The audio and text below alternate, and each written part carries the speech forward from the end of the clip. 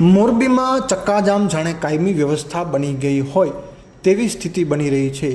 નગરપાલિકા વિસ્તારના પ્રશ્નો હોય, મહાનગરપાલિકાના પ્રશ્નો હોય કે અન્ય કોઈપણ વહીવટી તંત્રને લગતી સમસ્યાઓ સામે આવે એટલે લોકો તરત જ રોડ પર ઉતરી રહ્યા છે અને વાહનો રોકી પોતાની ફરિયાદો તંત્ર સુધી પહોંચાડવાના પ્રયાસ કરી રહ્યા છે।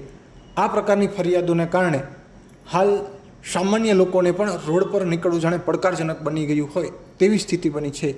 મોરબીમાં આજે પણ વધુ એક વિસ્તારમાં ચક્કાજામની ઘટના સામે આવી છે, જેમાં મોરબી નજીક મહેન્દ્રનગર ગામ પાસે આજે વિદ્યાર્થીઓ સમયસર બસ ન મળવા મુદ્દે ચક્કાજામ કર્યો હતો, જેના પગલે રોડની બંને સાઈડ વાહનોના થપ્પા લાગી ગયા હતા। વાહન ચાલકોએ પણ આ જામમાં ફસાઈ જતાં ભારે હાલાકીનો સામનો કરવો પડ્યો હતો।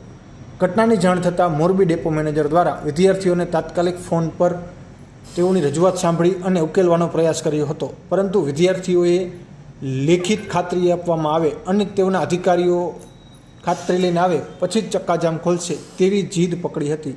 અંતે ડેપો મેનેજર દ્વારા લેખિત ખાતરી સાથે તેમના અધિકારીઓને મોકલતા વિદ્યાર્થીઓનો રોષ શાંત થયો હતો। રોડ વાહન વ્યવહાર શરૂ થયા બાદ વાહન ચાલકોએ પણ રાહતનો શ્વાસ લીધો હતો।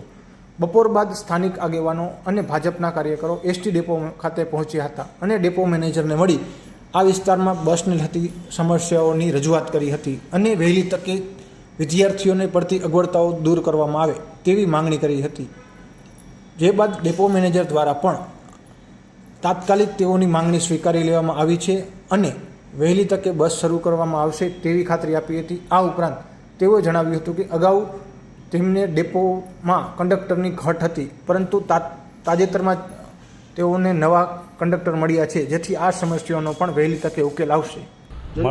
મારું નામ દીપક અંદરપા, સોશિયલ મીડિયા ઇન્ચાર્જ, મોરબી જિલ્લા ભાજપ। આજે ડેપોમાં સવારે મહેન્દ્રનગર ચોકડીએ જે બસનો પ્રશ્નના હિસાબે જે થોડુંક ટ્રાફિક થયું હતું અને એ બધાએ રસ્તા રોકો આંદોલન કર્યું હતું, તે 8 વાગે એક સવારની બસ એક મોડી થવાથી બે બસના પેસેન્જર એક સાથે ભેગા થઈ ગયા હતા અને એની માંગણી હતી કે બપોરે એક બસ આપણે ચાલુ કરવાની છે।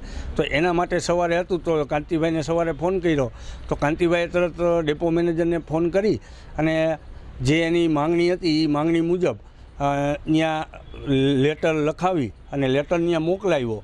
તો લેટર મોકલાવ્યો તો વિદ્યાર્થીઓ એમ કહેતા હતા કે લેટર મોકલો તો હવે એક જવાબદાર અધિકારી અહીંયા આવીને લેટર આપે। તો વળી કાંતિભાઈએ ફોન કર્યો તો જે જવાબદાર અધિકારી હતા તે લેટરે એ લઈને આવ્યા બીજી વખત અને ત્યાં એને જે એની માંગણી હતી એ મુજબ એને બસ ફાળવી દીધી, સવારે મોટી બસ, અને બપોરે જે નવી બસ 12:30 ચાલુ કરવાની હતી એ બસ એને ફાળવી અને એના લેટર એને આપી દીધા અને લેટર આપી અને જે એના પ્રશ્નનું નિરાકરણ કરવાનું હતું એ બસના પ્રશ્નનું નિરાકરણ। અને બીજું કે અહીંયા ડેપોમાં ડ્રાઈવર કંડક્ટરોની ઘટ હતી, કાલ રવિવારે અહીંયા 37 નવા કંડક્ટર આવ્યા એટલે હવે એ પ્રશ્ન હલ થઈ ગયો।